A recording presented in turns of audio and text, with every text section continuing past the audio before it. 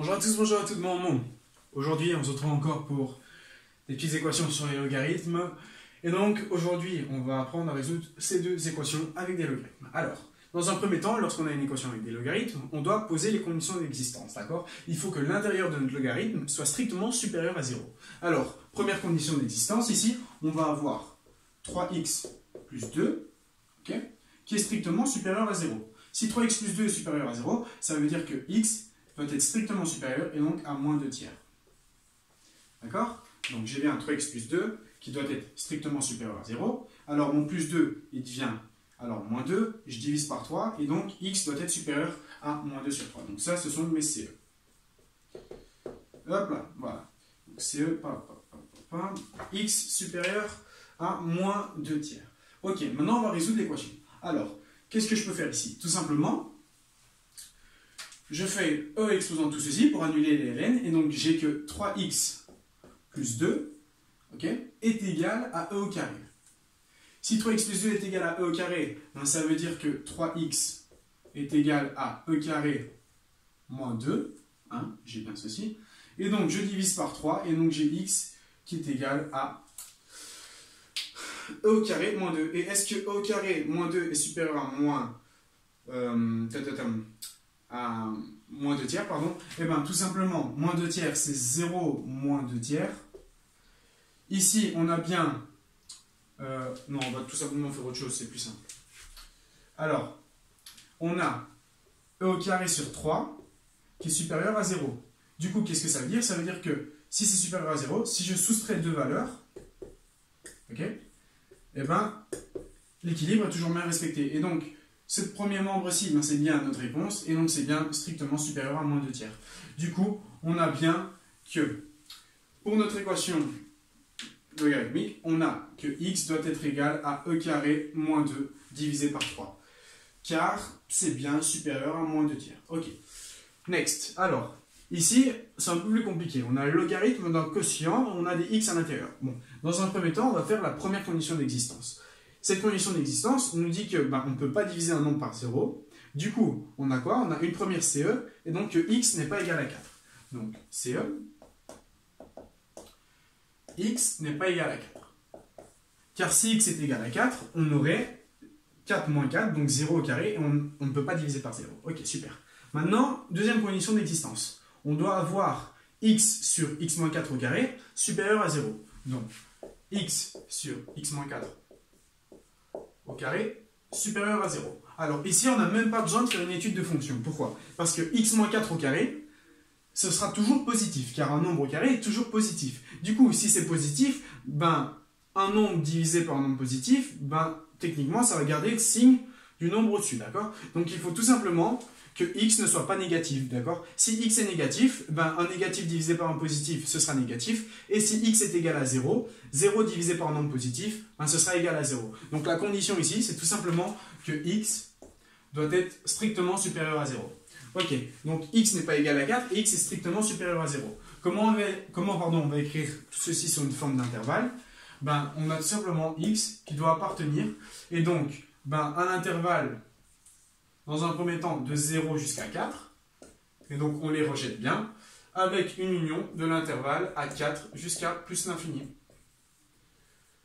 Pourquoi? Parce que on ne peut pas prendre le 0, on ne prend pas le 4, d'accord? Donc je vais jusqu'à 4, je ne les prends pas, et puis je redémarre jusqu'à l'infini. Voilà, voilà. C'est une possibilité pour l'écrire, d'accord? Il existe d'autres façons de l'écrire, mais ici on va l'écrire sur une forme d'intervalle. Ok, et donc maintenant on va résoudre tout ceci. Alors, si j'ai des logarithmes qui sont égaux, ça veut dire que l'intérieur est égal. Du coup, j'ai bien x divisé par, et donc x moins 4, le tout au carré, qui est égal à 1 demi. Ok, à ce moment-là, qu'est-ce qui va se passer? Je fais mon produit en croix, et donc j'ai que 2x est égal à x moins 4, le tout au carré. X moins 4 au carré, c'est égal à quoi? Donc j'ai 2x qui est égal, et donc à x carré. Alors, le double produit, ça nous fait moins 8x, et moins 4, ça nous fait plus 16.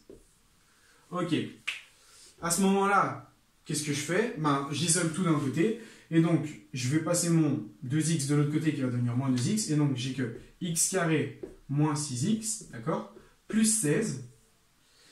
non, moins 10x, pardon, hein, c'est moins 8, si je soustrais 2, je suis à moins 10x, est égal à 0. Ok, et donc je vais résoudre cette équation-ci pour pouvoir trouver x. Alors, l'intérieur est égal, mon produit en croix, j'obtiens ceci, je développe mon produit remarquable, et puis j'isole tout d'un côté. Super.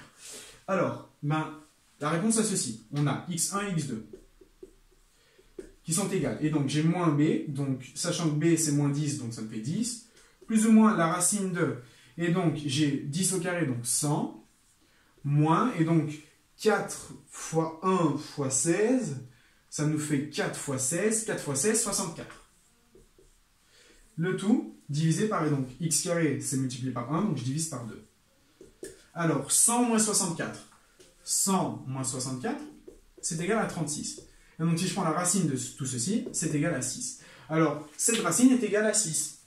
Et donc j'ai tout simplement mes solutions qui sont égales à 10 plus 6 sur 2, et donc 10 plus 6 ça me fait 16 sur 2, première possibilité 8.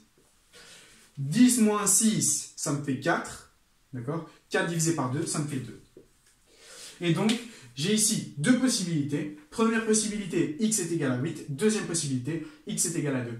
Est-ce que ces possibilités respectent bien les conditions d'existence? Eh bien, 2 est bien sur l'intervalle 0,4 et 8 est bien sur l'intervalle 4 plus l'infini. Du coup, on a que nos solutions sont égales. Je ne sais toujours pas les faire. Sur l'intervalle 2... non, pardon. Pas d'intervalle ici. Les solutions sont égales à 2 et à 8. Ça veut dire que lorsque je prends le logarithme de 2 divisé par, et donc 2 moins 4 au carré, j'ai bien le logarithme de 1,5. Et pareil si je fais avec 8. Donc, on pose les CE. Ensuite, les logarithmes sont égaux. Du coup, l'intérieur est égal. Produit en croix. Équation du second degré. Et on trouve nos solutions. Voilà, voilà. Alors, on va revenir ici. Donc, on avait que x devait être strictement supérieur à moins 2 tiers. Alors, ceci, on peut l'écrire sous une forme d'intervalle. Si x est supérieur à moins 2 tiers, on a que x appartient, et donc à l'intervalle, donc je ne prends pas moins 2 tiers, d'accord, car ça doit être strictement supérieur, et je vais jusqu'à plus l'infini. Voilà, voilà. Donc ça, c'est donc la même condition, d'accord, c'est les mêmes CE, sauf qu'on les écrit sous une forme d'intervalle. Et on a bien notre réponse qui est dans notre intervalle. Du coup, ah oui, je n'avais pas écrit la solution ici, on a la solution qui est égale à... Oh, j'arrive à les faire une fois sur deux, ça m'énerve. Et donc, on a e carré moins 2 divisé par 3. Voilà mes deux solutions pour mes équations logarithmiques avec des logarithmes. Voilà, voilà. Bon, j'espère que c'est bien compris. À l'avenir, j'en referai encore, mais enfin voilà, équations logarithmiques. Bien à vous et à très vite pour de nouvelles vidéos.